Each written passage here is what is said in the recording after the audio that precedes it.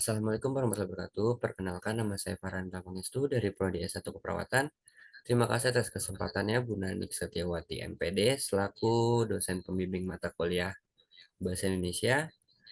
Di sini saya akan membahas hasil kerja saya di mana yaitu diabetes mellitus atau yang biasa kita kenal dengan DM.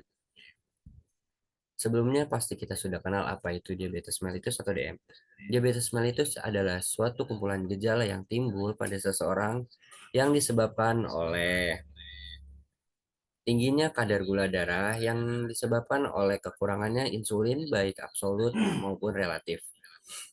Nah, di sini ada macam-macam diabetes mellitus. Macam-macam diabetes mellitus dibagi menjadi tiga, yaitu ada tipe 1, tipe 2, dan GDM yaitu gestasional diabetes.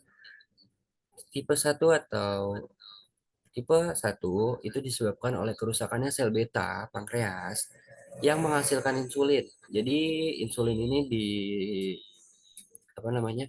Diproduksi oleh pankreas yang biasanya akibat reaksi autoimun.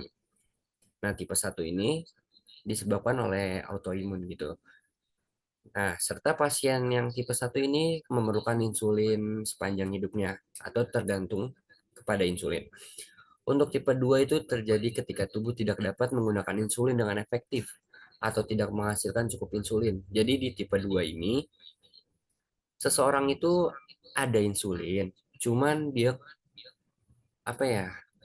Dia tuh memerlukan lebih insulin.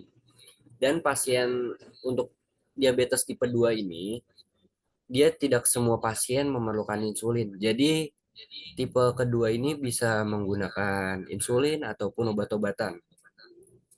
Untuk selanjutnya ada gestasional diabetes atau GDM.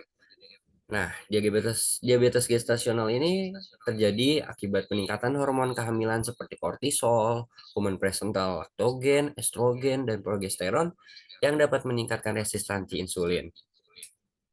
Untuk penyebab diabetes ada beberapa, yaitu ada faktor genetik, gangguan hormon insulin, gaya hidup tidak sehat, usia, serta riwayat keluarga. Untuk faktor genetik, kita bisa faktor genetik itu tidak semuanya ya bisa menyebabkan GDM diabetes. Cuman kebanyakan para orang tua itu bisa menurunkan faktor genetik diabetes ke keturunannya. Untuk gaya hidup sehat juga bisa mempengaruhi seseorang mempunyai penyakit DM. Seperti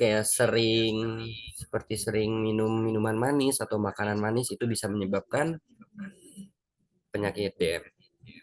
Untuk usia juga bisa gangguan hormon insulin seperti yang tadi saya sebutkan.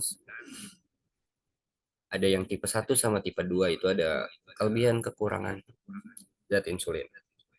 Nah, untuk gejala seseorang mengidap penyakit diabetes yaitu ada cepat merasa haus, sering buang air kecil, penurunan berat badan dan massa otot, pandangan kabur, terus ada luka susah sembuh.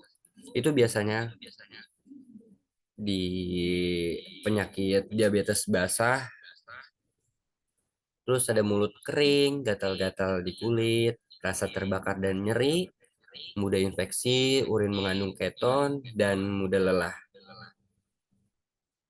Untuk pemeriksaan penunjang itu bisa dilakukan dengan kadar glukosa sewaktu dan puasa, serta patokan penyaring diagnosa diabetes mellitus.